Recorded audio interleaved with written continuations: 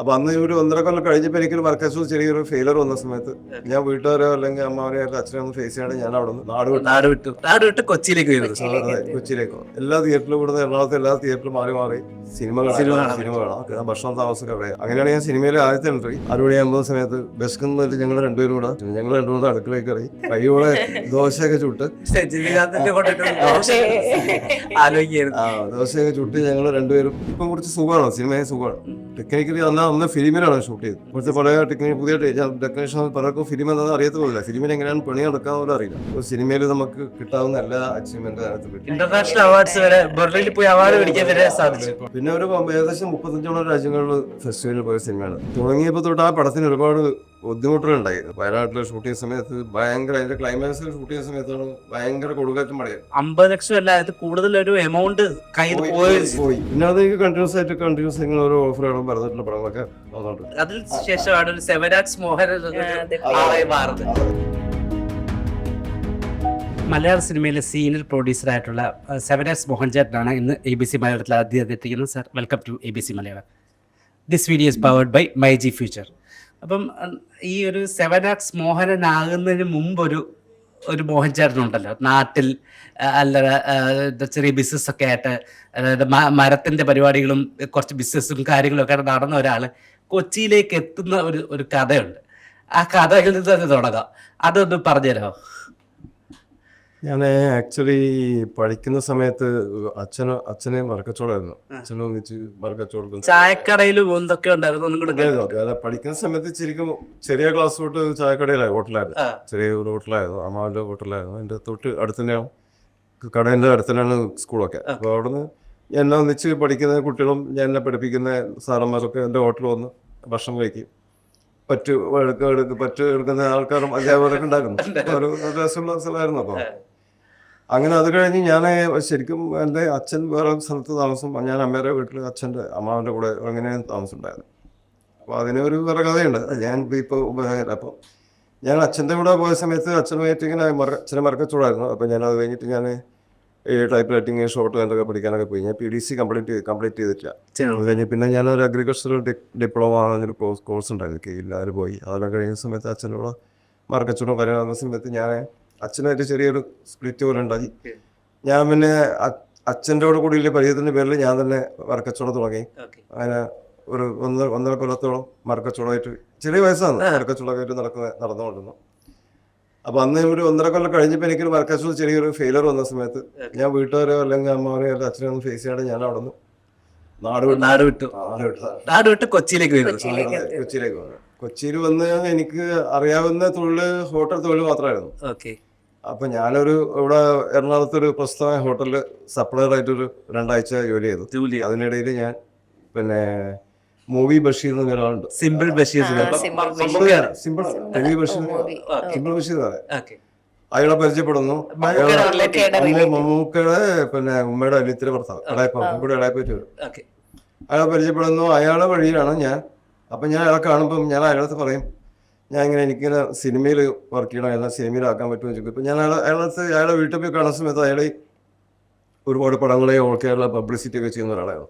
അപ്പൊ ഞാൻ അവിടെ ഇങ്ങനെ കംപ്ലീറ്റ് ഈ പടത്തിന്റെ പോസ്റ്റേഴ്സ് കാര്യങ്ങളൊക്കെ അതുണ്ടാവും. പിന്നെ ഇയാളെ വീട്ടിലാണ് കംപ്ലീറ്റ് നസീർ സാറിന്റെ കൂടെ, ബാസി സാറിന്റെ കൂടെ, ബഹദൂർക്കയുടെ കുറെ ഫോട്ടോസ്. അപ്പം ഇയാൾ കറക്റ്റ് ആണെന്ന് തോന്നി ഞാൻ ഇയാളടുത്ത് ഇങ്ങനെ സ്ഥിരം പോകുമായിരുന്നു. ഈ 2 ആഴ്ച ഞാൻ ഈ സപ്ലൈ ജോലി ചെയ്ത സമയത്ത് എല്ലാ ദിവസവും ഞാൻ ഇങ്ങനെ നടക്കുന്ന സമയത്ത്, ഡ്യൂട്ടി കഴിഞ്ഞ് ഇറങ്ങുന്ന സമയത്ത് ഈ വീട് കണ്ടുപിടിക്കും, ഈ വീട്ടിൽ കാണാൻ. അങ്ങനെ സ്ഥിരമായിട്ട് അയാളൊരു സന്തോഷം നടത്തുക. ആ സന്തോഷത്തിൽ ഞാൻ അയാളത്ത് പറയണം എനിക്ക് സിനിമയിൽ വർക്ക് ചെയ്യാൻ ആഗ്രഹമുണ്ടെന്ന് തോന്നിയപ്പോൾ അയാളത്തിൽ ഞാൻ ശരി, ഞാൻ എന്നെ കൊണ്ടുവിടാന്ന് പറഞ്ഞു. അങ്ങനെ ഞാൻ ഒരു 2 ആഴ്ച കഴിഞ്ഞപ്പോൾ ഞാൻ ഇയാളുടെ അടുത്തേക്ക് തന്നെ വന്ന് താമസം മാറ്റി. അങ്ങനെ അയാളന്ന് ഓൾ കേരള ഈ വണ്ടികളിൽ ഈ മൈക്ക് കെട്ടി അനൗൺസ്മെന്റ് ചെയ്തിട്ട് പരസ്യം പോകുന്ന ഒരു അന്നത്തെ പബ്ലിസിറ്റി ചെയ്തതായിരുന്നു. അപ്പൊ ഞാനങ്ങനെ ഈ വണ്ടിയിൽ പരസ്യമായിട്ട് ഞാൻ അയാളുടെ അടുത്ത് പോയി. അയാളെന്നെ അവിടെ ആക്കി, അന്നെല്ല സിനിമയിലാക്കാൻ തുടങ്ങി. അങ്ങനെ അയാളെന്നെ പിന്നെ ഈ വണ്ടിയിൽ തന്നെ കയറ്റി വിടുമായിരുന്നു. ഒരു 2 ആഴ്ച കണ്ണൂർ ഭാഗത്തേക്കും 2 ആഴ്ച ഇങ്ങോട്ട് തിരുവനന്തപുരം ഭാഗത്തേക്കും. അപ്പോൾ ഓരോ ദിവസവും ഓരോ തിയേറ്ററിലായിരിക്കും പോയ താമസം ഉണ്ടാവുക. മിക്കവാറും വൈകുന്നേരം ആകുമ്പോൾ വണ്ടി കയറ്റിയിട്ട് ആ തിയേറ്ററിൽ ആ പടം റിലീസ് ചെയ്യുമ്പോൾ തിയേറ്ററിൽ താമസിക്കും. അങ്ങനെയായിരുന്നു ഞാൻ സിനിമയിൽ ആദ്യത്തെ എൻട്രി അങ്ങനെ. അങ്ങനെ ചെയ്ത ആദ്യത്തെ പടം ഏതാണെന്ന് ഓർമ്മയുണ്ടോ? ഏത് പടത്തിന്റെ വേണ്ടി ഞാൻ ആദ്യം പോയ സിനിമക്ക് വർക്ക് ചെയ്യാൻ വേണ്ടി പോയ സിനിമ, അത് പരസ്യം പോയത് മണിമുഴക്കം എന്നുള്ള സിനിമയാണ്. മണിമുഴക്കം. അതായത് ശ്രീനിവാസൻ ആദ്യമായിട്ട് ചെറിയൊരു വേഷം ചെയ്തൊരു PA ബക്കർ സംവിധാനം ചെയ്ത. അത് കഴിഞ്ഞിട്ട് ഞാൻ പിന്നെ പോകുന്നത് രതി നിർവഹണ കുറെ ഭരതനാട്ടിലെ രതി സുപ്രിയ പ്രൊഡ്യൂസർ. അപ്പൊ എൻ്റെ അടുത്ത് ഈ അരിപ്പോത്തൻ സാർ, സുപ്രിയ ഫിലിംസിന്റെ ഓണർ അരിപ്പോത്തൻ സാർ എന്ന് സ്ഥിരമായിട്ട് എറണാകുളത്ത് ധാരാ ഹോട്ടലിൽ വന്ന് താമസിക്കുക. അങ്ങനെയാണ് അരിപ്പോത്തൻ സാറോട്ടുള്ള. അതെ, അങ്ങനെ താമസിക്കുന്ന സമയത്ത് ഈ ബഷീറൊക്കെ എന്നെ വിളിച്ചിട്ട് അരിപ്പോത്തൻ സാറിന്റെ അടുത്ത് പോകും. അപ്പം അരിപ്പോത്തൻ സാർ പറയും, ഇവരെ നമുക്ക് മദ്രാസ് കൊണ്ടുവരണം, ഇവരെ നമ്മൾ സിനിമയിലാക്കണം, അവർക്ക് പോയിട്ട് അങ്ങനെ സംസാരിക്കും. അപ്പം അവിടെ വേറെ വർക്കേഴ്സൊക്കെ ഉണ്ടായിരുന്നു. അവരെ പറയും, നിന്നെ കൊണ്ടുവന്നില്ല, എന്നെ ചുമ്മാ പറയുന്നതെന്നൊക്കെ പറയും. അപ്പം അങ്ങനെ ഒരു വർഷത്തോളം ഞാൻ, അപ്പം എനിക്കുള്ള ഹാപ്പി എന്താ വെച്ചാൽ എല്ലാ തിയേറ്ററിൽ പോയി സിനിമ കാണാം. മനസ്സിലായില്ല, താമസം സൗകര്യമൊക്കെ ബഷീർക്കാരെ വിട്ടാണ്. എല്ലാ സിനിമയും ഫസ്റ്റ് ഷോ സെക്കൻഡ് ഷോ നിർത്തി പൈസ ഒന്നും കൊടുക്കണ്ട. ബഷീർക്കാരെ വന്ന് ഈ പബ്ലിസിറ്റി എന്ന് ഏതായതുകൊണ്ട് എല്ലാ തിയേറ്ററിലും ഇവിടുന്ന് എറണാകുളത്ത് എല്ലാ തിയേറ്ററിലും മാറി സിനിമ കാണാം. പിന്നെ ഭക്ഷണം താമസമൊക്കെ അവിടെ. അങ്ങനെയാണ് ഞാൻ സിനിമയിലെ ആദ്യത്തെ എൻട്രി. അവിടുന്ന് അങ്ങനെ ഒരു ദിവസം ഒരു വർഷം കഴിഞ്ഞപ്പോൾ ഒരു ദിവസം പിന്നെ എന്നെ ഇവിടുന്ന് ടിക്കറ്റ് ചെയ്ത് എന്നെ കൊണ്ട് മദ്രാസിൽ പോകാം, ചെന്നൈയിലേക്ക്. അവിടെ നിന്നാണ് പിന്നെ ഭാരതൻ സാറുമായിട്ടുള്ള ഒരു ആത്മബന്ധം തുടങ്ങുന്നതും. അതെ. അവിടെ നിന്ന് ഞാൻ പിന്നെ ആദ്യം പോയി ഫസ്റ്റ് ഡേ താമസിക്കുന്ന, അന്ന് സിനിമാക്കാരൊക്കെ താമസിക്കുന്ന ന്യൂ വുഡ്ലാൻഡ്സ് ഹോട്ടലിലാണ് നമ്മൾ ഫസ്റ്റ് ഡേ താമസിക്കുന്നത്. ബഷീർക്കാരെ ഒന്നിച്ചു. ബഷീർക്ക് അന്ന് പിന്നെ കാർട്ടൂണിസ്റ്റ് തോമസ് ഒരാളുണ്ടായിരുന്നു, ഒരു പഴയ പ്രൊഡ്യൂസറൊക്കെയാണ്. എളുപ്പമില്ല, ഒരു കാർമൽ പിക്ചേഴ്സ് ജോണി, ബഷീർക്ക്, ഞങ്ങൾ 4 പേരാണ് പോകുന്നത്. അവരെ അവിടെ റൂമിൽ തന്നെ താമസിപ്പിച്ച് ഞങ്ങൾ പിറ്റേ ദിവസം അവിടെ നിന്ന്, അന്ന് സുപ്രിയയുടെ ഓഫീസ് അശ്വറ. സുപ്രിയയുടെ ഓഫീസ് ഞാൻ വലിയ ബംഗ്ലാവാണ്. അന്ന് അരിപ്പോത്തിനും ജയഭാരതി ഒന്നിച്ച് താമസിക്കുന്ന കാലം. ഞാൻ പറഞ്ഞത് 78 ആണ്. അവിടെ ഞാൻ പിന്നെ എന്നെ കൊണ്ട് ഓഫീസിൽ പോകുന്നു. അപ്പൊ ബഷീർക്ക് ഹരിസാറിന്റെ അടുത്ത് പറയും, ഇവനോട് നോക്കിയിട്ട്, അപ്പൊ ഹരിസാർ ഇവൻ എന്താ ഇവിടെ ചെയ്യാമോ, അവൻ എന്തെങ്കിലും ചെയ്തോളൂ, നീ അവനോട് ആക്കിയെന്ന് പറഞ്ഞിട്ട് എന്നെ ഒരു ജോലിയും ഇല്ലാതെ എന്നെ അവിടെ സുപ്രിയ ഓഫീസിൽ വിട്ടിട്ട് പോവാണ് ബഷീർക്ക്. എനിക്കവിടെ പോസ്റ്റൊന്നുമില്ല. ഞാൻ പോയി ഫസ്റ്റ് ഡേ എന്താ സംഭവം ഉണ്ടായെന്ന് വെച്ചാൽ, അവിടെ ഓഫീസിൽ മാനേജറുണ്ട്, പ്യൂറുണ്ട്, ടൈപ്പിസ്റ്റ് ഉണ്ട്, എല്ലാവരും ഉണ്ട്. ഫസ്റ്റ് ഡേ എന്താ സംഭവിച്ചു വെച്ചാൽ, ഫസ്റ്റ് ഡേ അവിടുത്തെ ടൈപ്പിസ്റ്റ് അന്ന് പനിയായിട്ട് വന്നില്ല. അത്യാവശ്യം എന്തെങ്കിലും ലെറ്റർ ടൈപ്പ് ചെയ്യണ്ടായിരുന്നു. അപ്പൊ ഞാൻ ഭാഗ്യത്തിന് ഇതിനിടയിൽ ടൈപ്പ് റൈറ്റിംഗ് പാസ്സായിട്ടുണ്ട്. അപ്പൊ ഞാൻ ഫസ്റ്റ് ഡേ പോയപ്പോൾ തന്നെ എനിക്ക് അവിടെ ഒരു ലെറ്റർ ടൈപ്പ് ചെയ്ത് കൊടുക്കാൻ പറ്റി. അപ്പൊ ഒരു ഫസ്റ്റ് ഒരു ഇംപ്രഷൻ അവർക്ക് അവിടെ ഓഫീസിൽ പോയപ്പോൾ ഒരു ഇംപ്രഷൻ കിട്ടിയ അങ്ങനെ ഒരു പണി അറിയാന്നുള്ളൊരു ഇത് കിട്ടി. അപ്പൊ ഞാൻ അവിടെ ലെറ്റർ ടൈപ്പ് ചെയ്ത് കൊടുത്തു. അപ്പൊ ഞാൻ അവിടെ ഒരു പ്രീസായിട്ട് അങ്ങനെ അവിടുത്തെ ഇന്ന ജോലിയൊന്നുമില്ല, അവിടെ എല്ലാ ജോലിയും ചെയ്യുന്ന പോലെ ഓഫീസ് ബോയ് ആണോ മേധാണോ അസിസ്റ്റന്റോ എല്ലാവരും എന്താണ് ഏത് വേണം വിളിക്കാം, ആ രീതിയിൽ ഒരു അവിടെ പോയിക്കോ. അങ്ങനെ ആ സമയത്താണ് സുപ്രിയയുടെ പവിഴമുത്ത് എന്നുള്ള സിനിമയും പിന്നെ അലാവുദ്ദീനും അത്ഭുതമുള്ള സിനിമയും ഷൂട്ടിങ് നടക്കുന്ന സമയം. ആ സമയത്താണ് ഷൂട്ടിങ് നടക്കുന്നത്. ഞാൻ പോകുന്ന ആ സമയത്ത് ഈ പിന്നെ നക്ഷത്രങ്ങളൊക്കെ വന്നുള്ള സിനിമയുടെ റിലീസിന്റെ അതിന്റെ ഫൈനൽ വർക്ക് നടക്കുന്ന സമയത്താണ് ഞാൻ പോകുന്നത്. പത്മനാഭസാറിന്റെ അറിയാലോ.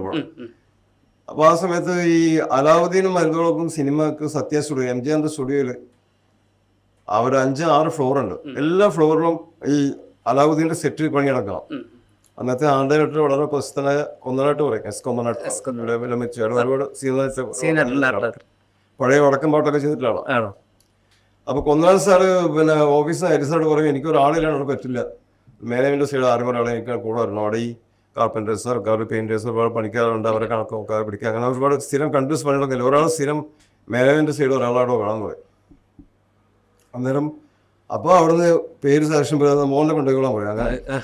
അങ്ങനെ ഓഫീസിലെ ചെറിയ ജോലിയിൽ നിന്ന് തന്നെ ഞാൻ സ്റ്റുഡിയോയിലേക്ക്, സത്യ സ്റ്റുഡിയോയിലേക്ക്, അവിടുത്തെ ഒരു കണക്കും കാര്യങ്ങളും ഒരു ക്യാഷെന്ന് വെച്ചാൽ ക്യാഷ് പോലെ തന്നെ ആ രീതിയിൽ ഞാൻ അവിടെ സത്യ സ്റ്റുഡിയോയിൽ പോയി. അവിടെ പോയ രാത്രിയൊക്കെ ഫുൾ ടൈം പണിയായിട്ട് 24 hours പണിയാണ്. ഇടയ്ക്ക് ഒന്നൊന്ന് കുടിച്ചിട്ട് പോകത്രേ ഉള്ളൂ. അത് ഫുൾ ടൈം. അങ്ങനെയാണ് ഞാൻ സുപ്രിയയിലെ ഒരു സ്റ്റാഫായി. അങ്ങനെ ആ സമയത്ത് സുപ്രിയ തന്നെ അലാവുദ്ദീനും മലപ്പുറമൊക്കെ ഒരുപാട് പിന്നെ നീണ്ട ഷൂട്ടിങ്ങൾ നടന്ന സമയമാണ്. കമലഹാസൻ, രജനീകാന്തും രണ്ടുപേരുണ്ടായിരുന്ന സമയത്ത് കമലഹാസൻ അന്ന് പിന്നെ ഏതൊരു ഷൂട്ടിങ്ങിന് പോയിട്ട് കുതിരപ്പുറത്തുനിന്ന് വെളിയിട്ട് കാലെന്തോ പരിക്കൊക്കെ ആയിട്ട് ഷൂട്ടിങ് വെക്കും. നമ്മളെല്ലാവരും സ്റ്റുഡിയോയിലെ ആൾക്കാരൊക്കെ വിളിച്ചു വരുത്തും. കമൽസാർ എത്തില്ല. അവർ രാവിലെ വിളി വരും, കാലിൽ വയ്യാലേ വരില്ല പറയും. അത് ഷൂട്ടിങ് ക്യാൻസൽ ആവും. ഷൂട്ടിങ് ക്യാൻസൽ കഴിഞ്ഞാൽ ഒരു 500ഓളം ജൂനിയർ ആർട്ടിസ്റ്റ് ഒക്കെ ഉണ്ടാവും. അപ്പൊ ഈ ക്യാൻസൽ ആയി കഴിഞ്ഞാൽ തന്നെ അവിടെ നിന്ന് ഞാൻ വരണമെങ്കിൽ കുറെ സമയം എടുക്കും. വെച്ചാൽ ഈ വന്ന ആൾക്കാർക്ക് മുഴുവനും കൺവീനിയൻസ് മാറ്റ കാര്യങ്ങളൊക്കെ കൊടുത്തിട്ടാണ് വരാം. അപ്പൊ ഞാനിങ്ങനെ എനിക്കന്ന് ശരിക്കും തമിഴൊന്നും പഠിച്ചു തുടങ്ങിയിട്ടേ ഉള്ളൂ. ചുറ്റും ആൾക്കാരായിരിക്കും ഇങ്ങനെ പൈസ കൊടുക്കാൻ ആൾക്കാരായിരിക്കും. നമ്മളിങ്ങനെ വോയിച്ചറൊക്കെ ആയിട്ട് ഇരുന്ന് എല്ലാവർക്കും പൈസ കൊടുത്ത് പിന്നെ തിരിച്ചു ഓഫീസ് വന്ന് ഈ കണക്കെല്ലാം എഴുതി പിന്നെ പിറ്റേ ദിവസം വീണ്ടും അങ്ങനെയായിരുന്നു സുപ്രിയയിൽ പിന്നെ കഴിഞ്ഞോണ്ടിരുന്നത്. ആ സമയത്താണ് അന്ന് രജനീകാന്തൊക്കെ നമ്മളെ സുപ്രിയയുടെ ഓഫീസിൽ വന്നു കഴിഞ്ഞാൽ അവിടെ രാത്രി അന്ന് ഉറക്കം കുറവായിട്ട് രാത്രി അവിടെ സുപ്രിയയുടെ ഓഫീസിൽ നിന്നിട്ട് എല്ലാവരും ഡ്രൈവർമാരൊക്കെ ഉണ്ടാവും, എല്ലാവരും കിടന്നുറങ്ങുന്നുണ്ടാവും. അപ്പൊ ഇയാൾ എന്നെ പിടിച്ചെത്തിയിട്ട് രജനി സാർ എന്നെ പിടിച്ചെത്തിയിട്ട് ഈ മലയാളം മാഗസിനൊക്കെ വായിപ്പിക്കും. മലയാളത്തിലെ ന്യൂസ് അറിയാൻ വേണ്ടി അതൊക്കെ വെച്ചിട്ട് അങ്ങനെ ഒരു ദിവസം ഒരു സംഭവം വെച്ചാൽ രാത്രി 4 മണി വരെ വെളുത്ത് 4 മണി വരെ ഉറങ്ങിയില്ല. ഉറങ്ങിയില്ല. അപ്പൊ അയാള് 6 മണിയാകുമ്പോൾ സമയത്ത് ബസ്കെന്ന് ഞങ്ങൾ രണ്ടുപേരും കൂടെ സുപ്രിയയുടെ അളക്കി കുക്കൊക്കെ ഉണ്ട് ഫ്രിഡ്ജിൽ, പിന്നെ ദോശ കൂട്ടൊക്കെ ഉണ്ടാക്കി വെച്ചു. ഞങ്ങൾ രണ്ടുമൂന്ന് അടുക്കളയിൽ കയറി കൈയോടെ ദോശയൊക്കെ ചുട്ട് ദോശയൊക്കെ ചുട്ട് ഞങ്ങൾ രണ്ടുപേരും ചൂടോടെ പ്ലേറ്റ് തന്നെ കഴിക്കി വെച്ചിട്ട് ഇയാളെ നേരെ തിരിച്ച് അന്നൊരു ഫിയറ്റ് എടുത്തിട്ടാ വരിക. ഫ്ലൈറ്റുമായിട്ട് നേരെ പിന്നെ ഇയാളെ പോയിട്ട് പിന്നെ നേരെ 7 മണിക്ക് ഞാൻ നേരെ അപ്പോഴും നേരം വിളിക്കും റെഡിയായിട്ട് ഞാൻ സ്റ്റുഡിയോ പോകാം. എന്നിട്ട് അന്ന് സുപ്രിയക്കൻ്റെ വണ്ടികളൊക്കെ വാന് കാറെല്ലാം സുപ്രിയക്കന്നെ ഉണ്ട്, സ്വന്തം വണ്ടികളെന്നെ ഉണ്ട്. അപ്പൊ അവിടെ ആദ്യം പോകുന്ന ഫസ്റ്റ് വണ്ടിയിൽ എന്നെ കയറ്റി അങ്ങ് പോകും. പോകാൻ വഴിക്ക് ചിലപ്പോൾ ഡാൻസേഴ്സ് ആളുകൾ കയറ്റാണ്ട് അവരെ കയറ്റി അങ്ങ് പോകും. അപ്പോഴേക്ക് നേരം വിളിക്കുമ്പോൾ നമ്മൾ സ്റ്റുഡിയോയിലെത്തും. അങ്ങനെയായിരുന്നു നമ്മൾ സിനിമ തുടങ്ങുന്നത്. അവിടെ നിന്നാണ് നമ്മൾ സിനിമ പഠിക്കുന്നത് സുപ്രിയ. അതിൽ നിന്ന് ചെന്നൈയിൽ നിന്ന് തിരിച്ച് ഈ പറയുന്ന 7 ആർട്സ് സ്റ്റാർട്ട് ചെയ്യുമ്പോൾ അല്ല അതിലേക്ക് വരുന്നത് എങ്ങനെയാണ് 7 ആർട്സ് കഥ പറഞ്ഞ കൊച്ചപ്പുറം. അതാണ് സുപ്രിയ ലോറിയൊരു സിനിമ എടുത്തിരുന്നത്. ലോറി അച്ഛൻ കുഞ്ഞും ഭാഗം വെച്ച് അതിൽ ഞാനായിരുന്നു മാനേജറായിട്ട് പോയി വർക്ക് ചെയ്തു.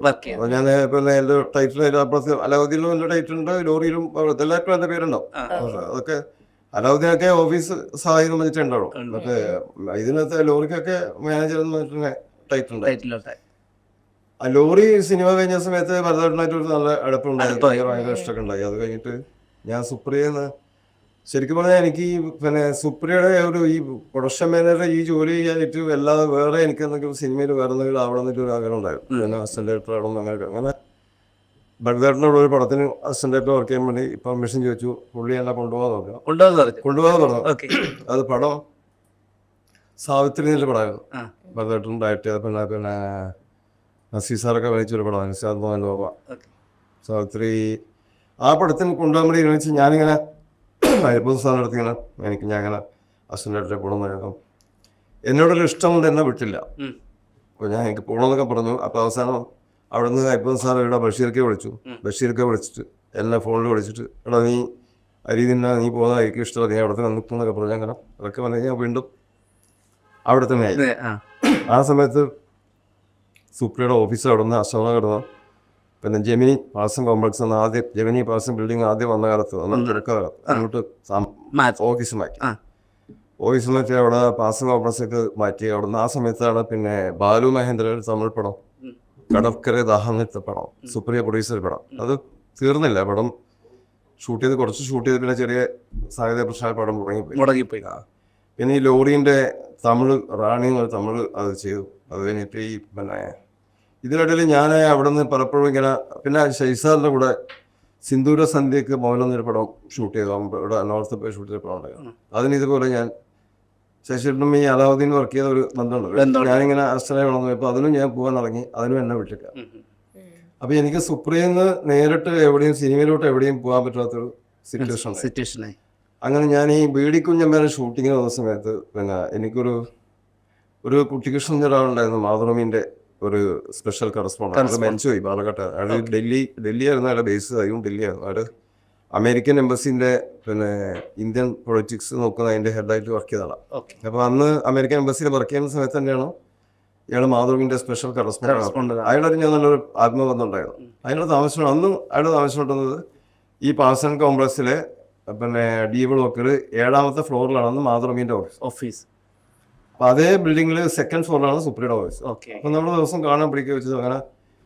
അന്ന് മാതൃഭൂമിയിൽ ആറോ മലക്കരത്ത് പറഞ്ഞ ഒരു സാറുണ്ട്, നേരത്തെ മെയിൻ ആളായിരുന്നത്. അയാളുള്ള സമയത്ത് ഞാൻ ഈ ബീഡി കുഞ്ഞമ്മ ഷൂട്ടിങ് ചെയ്യുന്ന സമയത്ത് ഹരിപ്പോ സാർ അറിയാറുണ്ട് ഞാൻ മാതൃഭൂമിയിലേക്ക് ചാടാൻ വേണ്ടി ഒരു ശ്രമം നടത്തി. അങ്ങനെ ഞാൻ കോഴിക്കോട് പോയി മാതൃഭൂമിയിൽ പോയി അവിടെ മാതൃഭൂമിയിലെ ഇന്റർവ്യൂ കഴിഞ്ഞിട്ട് അപ്പം മദ്രാസ് എന്തെങ്കിലും ഒരു പോസ്റ്റ് തരാമെന്ന്. അന്ന് നമ്മളെ ഈ ഇതൊക്കെ ടെലക്സ് വഴിയാണ് അന്ന് നമ്മളെ ന്യൂസും കാര്യങ്ങളും. അന്ന് ഇന്നത്തെ ഇത്ര ഇതല്ല.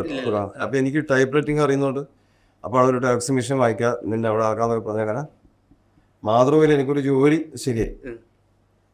ജോലി ശരിയായി. അപ്പം ഈ ഒരു സെപ്റ്റംബർ മാസം 1-ാം തീയതിയാണ് എനിക്ക് ജോയിൻ ചെയ്യേണ്ടത്. അപ്പം ഞാൻ സുപ്രിയ അത് കഴിഞ്ഞിട്ട് ഞാൻ സുപ്രിയ ആ സമയത്ത് വർഷത്തിൽ 1-2 പടങ്ങൾ എടുക്കും.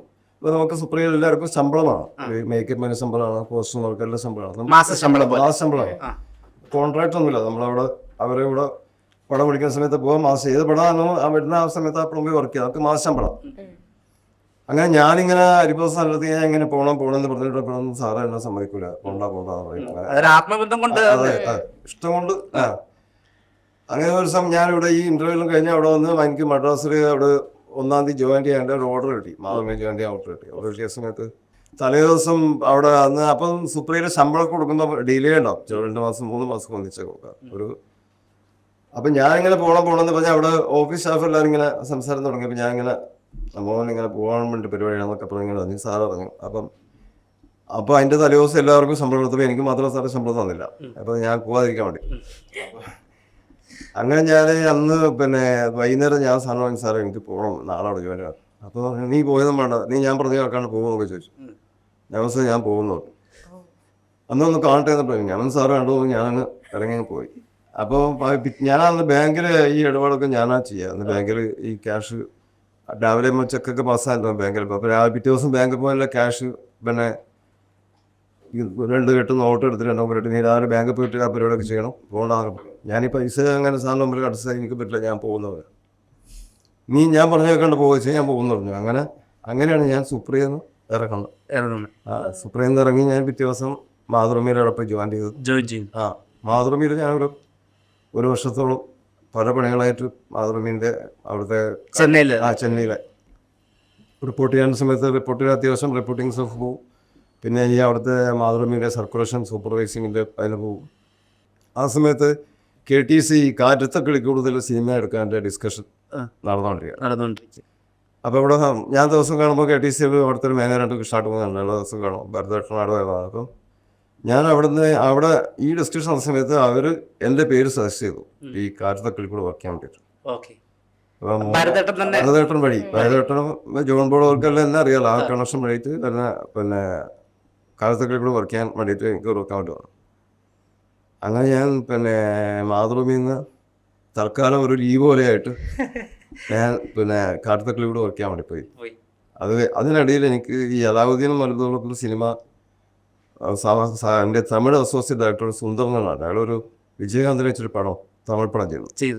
അയാൾ എന്നെ വിളിച്ചു, മോഹനം നന്നായിരിക്കുന്നു. അങ്ങനെ ഞാൻ ആ പടത്തിന്, തമിഴ് പടത്തിന് മാനേജർ എക്സിക്യൂട്ടീവ് ആയിട്ട് വർക്ക് ചെയ്തു ബാംഗ്ലൂർക്ക്. ഈ സമയത്തൊക്കെ മാതൃഭൂമി ഇങ്ങനെ 2 മാസം 1 മാസമൊക്കെ പറഞ്ഞിട്ടില്ല പോകുന്നത്. അപ്പോൾ എനിക്ക് മാതൃഭൂമി എല്ലാവരുമായിട്ടും എനിക്ക് നല്ല അടുപ്പായിരുന്നു അന്ന്. കാരണം വെച്ചാൽ മദ്രാസിൽ നിന്ന് എനിക്ക് നല്ല ബന്ധങ്ങളുള്ളതാണ്. മദ്രാസിൽ നിന്ന് ഇപ്പം മാതൃഭൂമിയിൽ നിന്നൊക്കെ കോഴിക്കോട് നിന്നൊക്കെ ആരും ഓഫീസിൽ നിന്ന് ആരും വന്നാലൊക്കെ അവർക്ക് വേണ്ടുന്ന റൂം ബുക്കിംഗ് അല്ലെങ്കിൽ ടിക്കറ്റ് ബുക്കിംഗ് കാര്യങ്ങളൊക്കെ എൻ്റെ ഒരു നല്ല ഇതായിട്ട് ഞാൻ സപ്പോർട്ട് ചെയ്തതാണ്. എന്നോട് എല്ലാവർക്കും ഇഷ്ടമായിരുന്നു. അന്ന് എഡിറ്റർ VP രാമേന്ദ്രനായിരുന്നു മാതൃഭൂമിൻ്റെ എഡിറ്റർ. അയാൾ മറ്റേ മീഡിയ അക്കാഡമിൻ്റെ ആദ്യത്തെ ആ സമയത്ത് അങ്ങനെ പോയിക്കൊണ്ടിരിക്കുന്ന സമയത്ത് ഈ തമിഴ് പടം പോയി വർക്ക് ചെയ്തു. തിരിച്ചു വന്നിട്ട് എനിക്കിങ്ങനെ പടങ്ങൾ ഇങ്ങനെ വർക്ക് ചെയ്യാൻ വേണ്ടി ഞാൻ ആദ്യം ഉദ്ദേശിച്ചത് പുറത്ത് സിനിമകൾ വർക്ക് ചെയ്യാൻ വേണ്ടിയിട്ട് പറ്റാത്തൊരു സാഹചര്യത്തിലാണ് ഞാൻ ഇങ്ങോട്ട് വന്നത്. ഇങ്ങനെ കുറച്ച് എനിക്ക് പടങ്ങൾ ഇങ്ങനെ ഭരതേട്ടൻ്റെ തന്നെ പിന്നെ ഇത്തിരി പോയി ചുവന്ന സിനിമ വന്നു. അപ്പോഴും ഞാൻ വിളിച്ചു. അങ്ങനെ ഒരു 1.5 കൊല്ലം ലീവ് എടുത്തിട്ടും വല്ലാണ്ടൊക്കെ മാതൃഭൂമിയിൽ ഇങ്ങനെ അഡ്ജസ്റ്റ് ചെയ്ത് പോയി. അതാണ് അപ്പോൾ സിനിമയിലൊക്കെ എനിക്ക് അങ്ങനെ ഓഫറുകൾ വന്നുകൊണ്ടിരുന്ന സമയത്ത് ഞാൻ മാതൃഭൂമിയിൽ അവിടെ VP രാമസാറെ കണ്ട് ഞാൻ ഇങ്ങനെ എനിക്കിങ്ങനെ സിനിമയാണ് നിങ്ങൾക്ക് താല്പര്യമാവും. ഞാൻ അവിടെ നിന്ന് വേറെ വഴിയില്ലാത്തതുകൊണ്ട് അങ്ങനെ വന്നതാണ്. അതുകൊണ്ട് എനിക്ക് സിനിമയിൽ തന്നെ പോകാം. അപ്പോൾ എൻ്റെ അടുത്ത് പറഞ്ഞു എനിക്ക് വേണം കോഴിക്കോട്. എൻ്റെ നാട് പയ്യന്നൂരാന്ന് പുള്ളി ഞാൻ പറഞ്ഞിരുന്നു. കോഴിക്കോട് ഓഫീസിലാണ് ജോലി തരാമെന്ന് എൻ്റെ അടുത്ത് പറഞ്ഞിരുന്നു. ഞാനത് വേണ്ടാതെ മാറ്റി ഞാൻ മാതൃഭൂമിയിൽ നിന്ന് റിസൈൻ ചെയ്തിട്ടാണ് പിന്നെ ചെയ്ത പടം. അത് കഴിഞ്ഞിട്ട് പുറത്തുനിന്ന് ചെയ്ത പടം അടുത്തടുത്തൊരു സിനിമ സത്യകാന്തിക്കാടിൻ്റെ മുരളി മൂസ് രാമേന്ദ്ര പ്രൊഡ്യൂസർ അവരുടെ കിടത്തില്ലേ ആ പ്രൊഡ്യൂസർ. പിന്നെ അത് എനിക്ക് കണ്ടിന്യൂസ് ആയിട്ട് ഇങ്ങനെ ഓരോ ഓഫറുകളും ഭരതേട്ടൻ്റെ പടങ്ങളൊക്കെ വന്നുകൊണ്ടിരുന്നു. അപ്പോൾ ഭരതേട്ടൻ്റെ ആ സമയത്താണ് 7 ആർട്സ് എന്ന് പറഞ്ഞൊരു പുതിയ കമ്പനി വരികയും പിന്നെ കാതോട് ആ ഒരു സിനിമ എടുക്കേണ്ട ഡിസ്കഷനായിട്ട് ബന്ധപ്പെട്ട് ഇരിക്കുന്ന സമയത്ത് അപ്പം ജോൺ പോളും ഭരതേട്ടനും പറയുന്ന മോഹൻലാൽ പച്ചാതി പറഞ്ഞു. അങ്ങനെയാണ് ഞാൻ 7 Hours-ലേക്ക് വരുന്നത്. അതിൽ ശേഷമാണ് ഒരു സെവരാക്സ് മോഹൻ മാറുന്നത്. ഇപ്പൊ നമ്മൾ നോക്കുകയാണെങ്കിൽ ഈ പറഞ്ഞ കേരളത്തിലെ മലയാള സിനിമയിലെ പ്രഗത്ഭരായിട്ടുള്ള എല്ലാ ഡയറക്ടേഴ്സും ഇപ്പോൾ എല്ലാ ഡയറക്ടേഴ്സിനെയും ഒട്ടുമിക്ക പ്രൊഡക്ഷൻ ഇപ്പോഴത്തെ ഒരു പ്രൊഡക്ഷൻ കൺട്രോൾസ് നോക്കിക്കഴിഞ്ഞാൽ അവരുടെ എല്ലാം ഒരു ഗുരുവായിട്ട് കൂടെ സാറ് ശിഷ്യന്മാർ ഒരുപാട് പേര് ഇപ്പൊ സിനിമയിലുണ്ട്. ഒരുപാട് പേരുണ്ട്. ഇപ്പൊ സിത്തു പാക്കല് ചെയ്തോടെ ഒരുപാട് ആൾക്കാർ എന്റെ അസോസിയേറ്റ് ആണ് ഇവിടെ വർക്ക് ചെയ്തുകൊണ്ടിരിക്കുന്നത്. ഇതിന്റെ കൂടെ വന്ന് പിന്നെ ജോലിക്ക് ഞാൻ പറ്റാതെ ഞാൻ പറഞ്ഞു വിട്ട ആൾക്കാരും പിന്നെ എൻ്റെ കൂടെ സ്ഥിരം നിന്ന ആൾക്കാരും എല്ലാവരും ലൈവായിട്ട് സിനിമയിലുണ്ട്. ഇപ്പോൾ ഒരുപാട് ആൾക്കാരുണ്ട്. ഇപ്പം നമ്മളിപ്പോൾ നോക്കുകയാണെങ്കിൽ മലയാള സിനിമയിലെ ഏറ്റവും മികച്ച പടങ്ങളിലെല്ലാം മോഹൻ ചേട്ടൻ വർക്ക് ചെയ്തിട്ടുണ്ട്. ഇപ്പം പ്രിയദർശൻ സാറാണെങ്കിലും ഇപ്പം പറഞ്ഞ ജോഷി സാറാണെങ്കിലും എല്ലാരും മോഹൻ ചേട്ടൻ ഉണ്ടെങ്കിൽ അവർ ഓക്കെ ഇപ്പോഴും വിളിക്കാറുണ്ട്. അപ്പൊ ലാസ്റ്റ് ജോഷി സാറിന്റെ ലാസ്റ്റ് പടങ്ങളേ ഉള്ളൂ വിളിക്കാത്തത്. പിന്നെ ജോഷി സാർ ആ പ്രൊഡ്യൂസർ സെറ്റപ്പിൽ അങ്ങനെ പോയതുകൊണ്ടാണ്. പിന്നെ ഞാനും ഒരു കുറച്ച് ഗ്യാപ്പ് ഉണ്ടായിരുന്നു. ഇപ്പൊ 2011 രണ്ടാം ഭാവം എന്നൊരു പടം പ്രൊഡ്യൂസ് ചെയ്ത് ലാൽജോ സാറെ വിളിച്ച് അതൊരു പ്രൊഡക്ഷനിലേക്ക് ഇറങ്ങിയിട്ടുണ്ട്. ആ പടവും ഒരു അത്യാവശ്യം നല്ല രീതിയിൽ പോയൊരു പടമാണ്. അപ്പൊ അതിനുശേഷം പിന്നെ ഒരു പ്രൊഡക്ഷനിലേക്ക്, അതായത് പ്രൊഡ്യൂസർ ആകാം, അന്നയും റസൂലും പോലുള്ള പടങ്ങൾ സെലക്ട് ചെയ്യുമ്പോൾ എന്തായിരുന്നു ഐഡിയ? നമുക്കിനി ഒരു പ്രൊഡ്യൂസറിലേക്ക് ആകാം, അല്ലെങ്കിൽ ഈ ഒരു നമ്മുടെ ഒരു സിനിമയിൽ നെക്സ്റ്റ് ലെവലിലേക്ക് പോകാം എന്നൊരു ചിന്തയായിരുന്നു. എന്തായിരുന്നു? ഇല്ല, അതല്ല. എനിക്ക് പിന്നെ രണ്ടാം ഭാഗം സിനിമ എനിക്ക് നല്ല സിനിമ, ഞാൻ ഇഷ്ടപ്പെട്ട സിനിമയാണ്, നല്ല സിനിമയായിരുന്നു. പക്ഷെ അത് അതിൻ്റെ ഒരു ബിസിനസ് പരമായിട്ട് എനിക്കത് അത്ര പ്രോഫിറ്റബിൾ ആയിരുന്നില്ല. അപ്പൊ ഞാൻ അതിന്റെ ഒരു ക്ഷീണം തീർക്കുന്നത് പിന്നെ നമ്മൾ സിനിമകൾ വർക്ക് ചെയ്തിട്ടാണ് അതിന്റെ ക്ഷീണം തീർത്തത്. അപ്പൊ ക്ഷീണമൊക്കെ തീർന്നിട്ട് ഞാൻ ആക്ച്വലി ക്ഷീണമൊക്കെ തീർന്നു നേരായി കൊണ്ട് വന്ന സമയത്താണ് വീണ്ടും അന്നയും റസൂലും സിനിമ ചെയ്യാൻ വേണ്ടിയത്. അത് അങ്ങനെ ഒരു പ്രീ പ്ലാൻ ചെയ്തൊന്നുമല്ല. എൻ്റെ അന്ന് സർക്കിൾ നമ്മുടെ ചില ഫ്രണ്ട്സ് വഴിയൊക്കെ അങ്ങനെ സംസാരിച്ച് അങ്ങനെ ആയപ്പോൾ പെട്ടെന്ന് ശരിക്കും ആക്ച്വലി അന്നയും റസൂലല്ല ആദ്യം തുടങ്ങിയത്. ഡി കമ്പനിയിലെ സിനിമ ഒരു 3 ഡയറക്ടേഴ്സ് വെച്ചിട്ട് 5 ഡയറക്ടേഴ്സ് വെച്ചിട്ട് നമ്മളെ പടം പ്ലാൻ ചെയ്തു. അതിൽ 2 ഡയറക്ടർമാർ പിന്നെ മാറിയതാ. അപ്പൊ പിന്നെ 3 ഡയറക്ടർമാരുടെ സിനിമയ്ക്ക് നമ്മൾ റിലീസ് അതാണ് തുടങ്ങിയത്. അതിന് നമ്മളെ പിന്നെ എൻ്റെ ഒരു ഫ്രണ്ട് വിനോദ് വിജയൻ എന്ന ഡയറക്ടർ എൻ്റെ കൂടെ ഒന്ന് ഒരു സ്ഥലം പാർട്ട്ണറായിട്ട് ഉണ്ടായിരുന്നു. അപ്പൊ വിനോദ് വിജയനുമായിട്ട് ഞാനായിട്ടില്ല ബന്ധം വെച്ചിട്ടാണ് അങ്ങനെ ഞങ്ങൾ ആ പടം ചെയ്തുകൊണ്ടിരിക്കുന്ന സമയത്ത് അതിലത്തെ 3 ഡയറക്ടറിൽ ഒന്ന് പത്മകുമാർ, ഒന്ന് പിന്നെ ദീപൻ, പിന്നെ ഒന്ന് പിന്നെ വിനോദ് വിജയൻ, അങ്ങനെ 3 ഡയറക്ടർമാർ. പിന്നെ ഒന്നുണ്ടായിരുന്ന ഷാജി കൈലാസും ജോഷി സാറായിട്ടും. അത് രണ്ടുപേരും നമ്മളത് നടന്നില്ലേ, 3 പടം നടന്നു. അത് ചെയ്തുകൊണ്ടിരിക്കുന്ന സമയത്താണ് പിന്നെ രാജീവായിട്ടുള്ളൊരു കണക്ഷൻ വരുന്നതും ഡിസ്കഷൻ വരുന്നതും പിന്നെ ഈ അന്നയും അങ്ങനത്തെ ഒരു സിനിമയെ പറ്റി ഡിസ്കസ് ചെയ്തതും. അങ്ങനെ ആ സിനിമ ഡി കമ്പനി നമ്മൾ ഒരു ഡയറക്ടർ പോർഷൻ ഷൂട്ട് ചെയ്ത് കഴിഞ്ഞ ശേഷം വേണം നമ്മൾ അന്നയ റസൂൽ തുടങ്ങും. പിന്നെ അന്നയ റസൂൽ എന്നൊരു പടം റിലീസ് ചെയ്തതിനു ശേഷമാണ് ബാക്കി മറ്റേ പടം ഫിനിഷ് ചെയ്തത്. അപ്പൊ അന്നയ റസൂലും അത് ഈ പറഞ്ഞ പോലെ അത്യാവശ്യം മലയാള സിനിമയിലെ ഏറ്റവും ഒരു നല്ല സിനിമകളിൽ ഒരു സിനിമയാണ് അന്നയ റസൂൽ. ഇപ്പം അതിനകത്ത് ഒരു സൗബിൻ ഷാഹിറിനെ ആണെങ്കിൽ ഇൻട്രൊഡ്യൂസ് ചെയ്തതും മാത്രമല്ല, സൗബിനുണ്ട്, ഷൈൻ നിഗാം ഉണ്ടായിരുന്നു, അരൺസിർ ഉണ്ടായിരുന്നു, ജോയ് മാത്യു ഒരുപാട് കാലത്തിന് ശേഷം ആ പടത്തിലാണ്. ഈ പറഞ്ഞ പോലെ ഈ എല്ലാവർക്കും എന്തുകൊണ്ടാണ് മോഹൻ ചേട്ടൻ എത്ര ഇഷ്ടം എന്നുള്ളത് കാര്യം എപ്പോഴും ആലോചിച്ചിട്ടുണ്ടോ? ഇല്ല, ഞാൻ അതിനെപ്പറ്റി ആലോചിക്കാറില്ല. ഞാൻ എന്റെ ജോലി ഞാൻ സിൻസിയറായി ചെയ്യാറുണ്ട്. അതിൽ ഞാൻ കള്ളത്തരം കാണിക്കാറില്ല, അതിനകത്ത് വേറെ കളറും കാണിക്കാറില്ല. ഞാൻ സിൻസിയറായിട്ട് സംസാരിക്കാറുണ്ട്, സിൻസിയറായിട്ട് അപ്രോച്ച് ചെയ്യാറുണ്ട്. എനിക്കൊരു സിനിമ ഷൂട്ടിങ് അതൊരു ഹരമാണ്. നമ്മളത് ആ സിനിമ കിട്ടിക്കഴിഞ്ഞാൽ ആ സിനിമ നമ്മളെ കുഴപ്പം കൊണ്ട് ആ സിനിമക്കൊന്നും സംഭവിക്കരുതെന്ന് ആഗ്രഹിക്കുന്ന ഒരാളായതുകൊണ്ട് അതിലൂടെ ആത്മാർത്ഥമായിട്ട് നിൽക്കാറുണ്ട്. രണ്ടുപേരെ പ്രത്യേകിച്ച് ഞാൻ അന്വേഷിക്കാറില്ല. അതുപോലെ ഒട്ടും പ്രതീക്ഷയില്ലാന്നല്ല, വലിയൊരു ഇമ്പാക്റ്റ് ഒന്നും ഉണ്ടാവില്ല എന്ന് വിചാരിച്ചിട്ട് പ്രൊഡ്യൂസ് ചെയ്ത ഒറ്റ എന്ന് പറയുന്ന സിനിമ ഒറ്റ സിനിമ സംഭവിക്കുന്നത് വെച്ചാല് ജയരാജ് പിന്നെ ഞാൻ വർക്ക് ചെയ്ത സിനിമയിലാണ് ജയരാജ് ആദ്യം അപ്രന്റീസായിട്ട് വരുന്നത്. എവിടെ പിന്നെ ചെലമ്പ് എന്നുള്ള സിനിമയിലാണ് ജയരാജ് ആദ്യം അപ്രന്റീസായിട്ട് വരുന്നത് ഭരതേട്ടൻ്റെ കൂടെ. അന്ന് ഞാൻ ഭരതേട്ടനും പിന്നീട് ജയരാജ് എന്നോട് പറഞ്ഞിട്ടുള്ള കാര്യമാണ്, എനിക്കത് അറിയില്ലായിരുന്നു. ഞാനന്ന് ഭരതേട്ടൻ്റെ വീട്ടിൽ പോകുന്ന സമയത്ത് ഞാൻ ഭരതേട്ടൻ്റെ വീട്ടിൽ അങ്ങനെ ഒരുപാട് ആൾക്കാർ ഗേറ്റിന് പുറത്തിങ്ങനെ ഒരുപാട് ചാൻസിൻ്റെ ആൾക്കാർ പലരും ഇന്ന് വെയിറ്റ് ചെയ്യാറുണ്ടാവും. ഞാൻ അവരൊന്നും മൈൻഡ് ചെയ്യില്ല. ഞാൻ നേരെ ഗേറ്റ് ഒന്ന് ഉള്ളിൽ കയറി ഭരതേട്ടൻ്റെ വീട്ടിൽ കയറി ഉള്ളിൽ കയറി ഭരതേട്ടനെ കണ്ട് ഞാൻ ഇറങ്ങിപ്പോകും. അന്ന് അങ്ങനെ ഇല്ല സമയത്ത് പിന്നീട് ജയറാം എൻ്റെ അടുത്ത് പറഞ്ഞിട്ടുണ്ട്, ഇവനെ ഏതായാലും ഒന്നിങ്ങനെ ജയറാം എന്നാ ആലോചിച്ചിട്ടുണ്ട് ഇങ്ങനെ ഇറങ്ങി പോകില്ല, അവരോട് നിൽക്കണം, അവരോട്ട് നിൽക്കണം, അവർക്ക് അവരുടെ കാണാൻ പിന്നെയും കുറച്ച് നിൽക്കണം. അങ്ങനെ ഒരു സമയത്ത് ജയരാജായിട്ട് നമുക്ക് നല്ലൊരു ബന്ധമുണ്ടായിരുന്നു. ജയരാജ് അത് കഴിഞ്ഞിട്ട് ഭരതേട്ടൻ്റെ എല്ലാ പടങ്ങളും ഞാൻ വർക്ക് ചെയ്യുന്ന നീലക്കുറിഞ്ഞി കൂത്തപ്പുഴ സിനിമക്ക്, പിന്നെ വൈശാലി എല്ലാം ജയരാജ് ഒന്നിച്ചിട്ടുണ്ടായിരുന്നു. ജയരാജ് നമ്മളായിട്ട് പേഴ്സണലായിട്ട് ഒരു അടുപ്പുണ്ടായിരുന്നു. മദ്രാസിൽ ആ സമയത്താണ് എനിക്ക്, ആ കാലഘട്ടത്തിൽ എനിക്ക് മദ്രാസിൽ വീഡിയോ ഷോപ്പൊക്കെ ഉണ്ടാക്കും. വീഡിയോ ഒരു വിഷ്ണു വീഡിയോ എന്നൊരു വീഡിയോ ഷോപ്പ് ഉണ്ടായിരുന്നു. അപ്പം ഒരുപാട് ഡയറക്ടേഴ്സിന്റെ ഒരുപാട് ആൾക്കാരുടെ ഒരു അഡ്രസ്സായിരുന്നു നമ്മുടെ വീഡിയോ ഷോപ്പ്. അപ്പൊ അന്ന് മൊബൈലൊന്നും ഇല്ലല്ലോ, വീഡിയോ ഷോപ്പിൽ ഫോൺ നമ്പർ ഉണ്ട്. അപ്പൊ ജയരാജൊക്കെ നമ്മുടെ PP നമ്പർ ഫോൺ നമ്പർ ഉപയോഗിച്ചിട്ടുണ്ട്. അപ്പൊ ആള് വിളിച്ച് പറഞ്ഞാൽ രണ്ടാമത് കട്ട് ചെയ്ത് വിളിച്ചിട്ട് തിരിച്ചു വിളിക്കാന്ന് പറഞ്ഞാൽ അങ്ങനെയൊക്കെ ഒരുപാട് ഡയറക്ടർമാരും ഒരുപാട് ആൾക്കാരൊക്കെ അവിടെ വന്ന് നിൽക്കുമായിരുന്നു. ഞാൻ വരുമ്പോൾ കാണാൻ വേണ്ടി ഒരുപാട് വെയിറ്റ് ചെയ്യായിരുന്നു. അങ്ങനെ ഒരു സ്ഥാപനം ഉണ്ടായിരുന്നു. അതൊരു ലാഭത്തിൽ നടക്കുന്ന സ്ഥാപനം ആയിരുന്നില്ല. ഇതിനോടൊക്കെ ഭ്രമം കൊണ്ടത് അങ്ങനെ തുടങ്ങിയതാണ്. അന്ന് ഞാൻ അത് കൂട്ടാൻ കാരണം എന്താ വെച്ചാൽ, അന്ന് എനിക്കന്ന് ഓപ്പോസിറ്റ് ഉണ്ടായിരുന്ന കട, അതെ വടവള്ളിയിലാണ് ആ കട ഉണ്ടായത്. ഓപ്പോസിറ്റ് ഉണ്ടായിരുന്ന കട നമ്മുടെ ബാബയുടെ സൈന വീഡിയോ. അപ്പൊ ഈ പൈറസി കൊടുക്കാതെ നമുക്ക് അവിടെ നിന്ന് പിടിച്ചു നിൽക്കാൻ പറ്റില്ല. അപ്പൊ പൈറസി കാസറ്റ് കൊടുക്കാൻ എനിക്കന്ന് സിനിമയോടുള്ള ഇത് ഇഷ്ടം കാരണം എനിക്ക് പൈറസി കാസറ്റ് ഞാൻ കൊണ്ടുപോകാറില്ല. അങ്ങനെ എനിക്കങ്ങനെ വലിയ ലാഭമൊന്നും ആയിരുന്നില്ല അത്. പിന്നെ ഞാൻ പിന്നെ അത് കുറച്ചിട്ട് പിന്നെ അവിടെ ട്രാവൽസ് പോലെ ഉണ്ടായിരുന്നു, പിന്നെ ഞാൻ നിർത്തി ചെയ്ത്. അപ്പൊ ഈ ജയരാജിട്ട് അന്ന് പറഞ്ഞിട്ടുള്ള ബന്ധപ്രകാരം ഞങ്ങളിങ്ങനെ എപ്പോഴും ഫോണിൽ സംസാരിക്കും. അങ്ങനെ ഒരു പ്രാവശ്യം സംസാരിച്ചപ്പം നമുക്ക് ചെറിയ പടം ചെയ്യാമെന്ന് പറഞ്ഞു. ഫോണിലെ കൂടെ മാത്രം കൺഫേം ചെയ്തിട്ടുള്ള സിനിമയാണ് ഒറ്റ. വേറെ 2 കഥകൾ പറഞ്ഞു.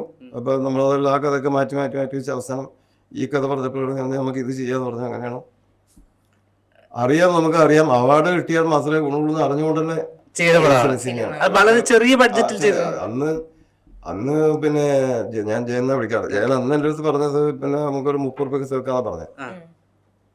അന്ന് ഈ സിനിമ ഈ അന്നേറൂസലൊക്കെ കഴിഞ്ഞ് ഞാൻ ഫഹദിന്റെ വേറൊരു പടം ചെയ്യാനുള്ള തുടക്കുന്ന സമയത്താണ് ഈ പടം സംഭവിക്കുന്നത്. അപ്പം അന്ന് അത് ശരിക്കും 45 രൂപ കോസ്റ്റായി, 45 lakhs കോസ്റ്റായി. അതിന് ഈ നമ്മുടെ സിംഗ് സൗണ്ടൊക്കെ ഒരുപാട് കോസ്റ്റായി. അപ്പം അങ്ങനെ ഞാൻ ആകെ 3 ദിവസം മാത്രമേ ആ ലൊക്കേഷനിൽ പോയിട്ടുള്ളൂ.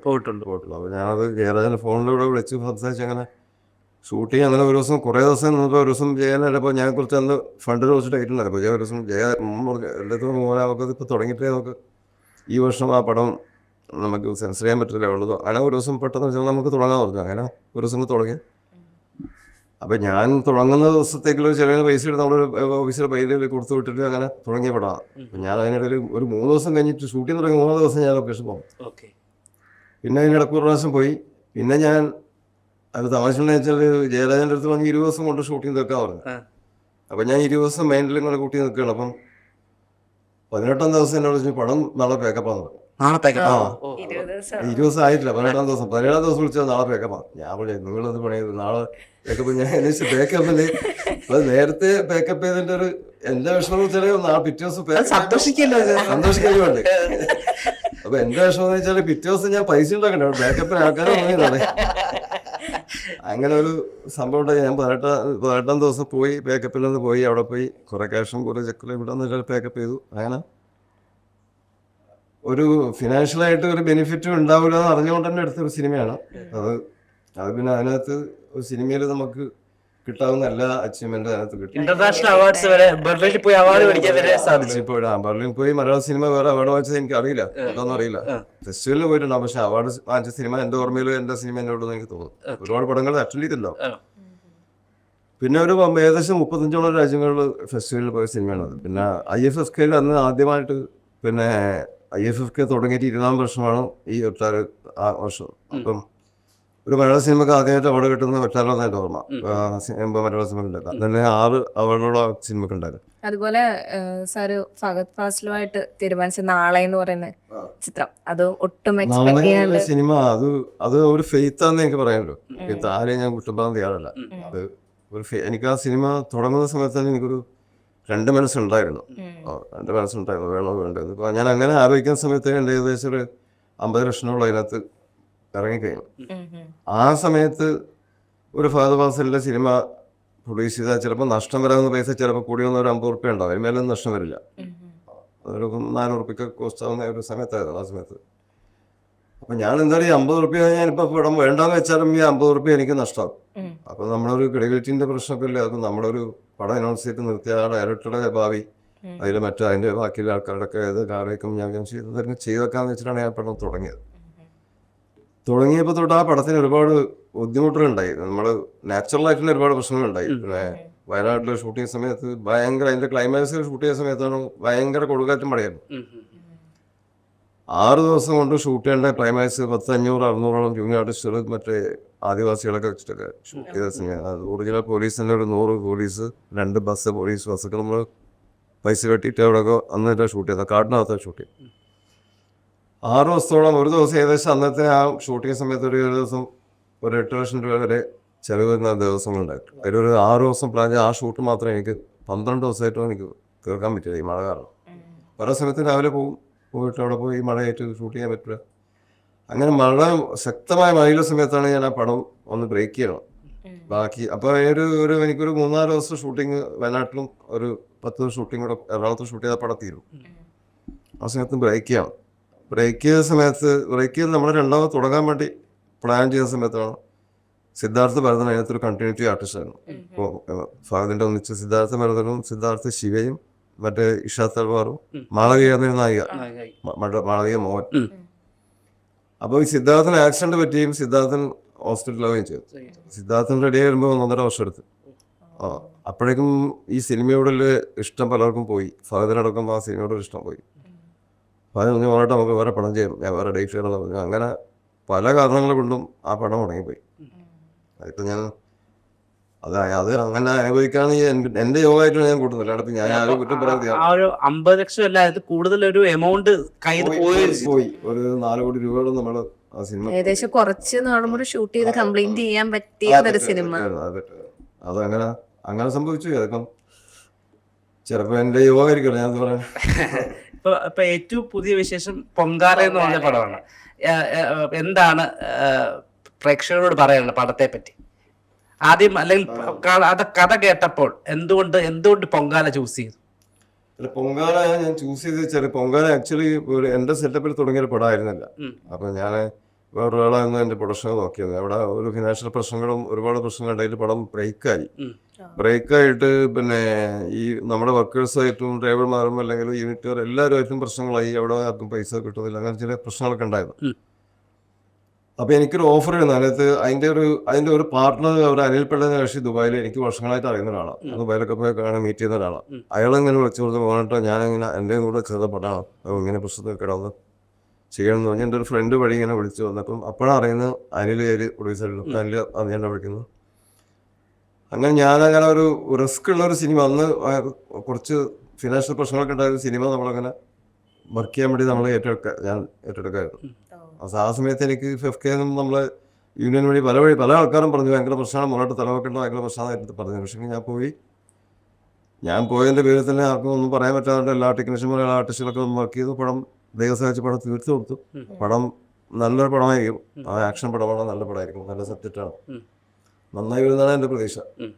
ഈ പറഞ്ഞ എല്ലാം ഒരു സിനിമയുടെ പറഞ്ഞ എല്ലാവരും പ്രതീക്ഷയാണ്, എല്ലാവരും വെള്ളിയാഴ്ചയുടെ കളിയാണെന്നാണ് പറയാറ്. അപ്പം ഈ ഇത്രയും നാളത്തെ ഒരു സിനിമാ ജീവിതം മോഹൻചന്ദ് എന്ത് പഠിപ്പിച്ചു എന്ന് ചോദിച്ചാൽ എന്ത് പറയും?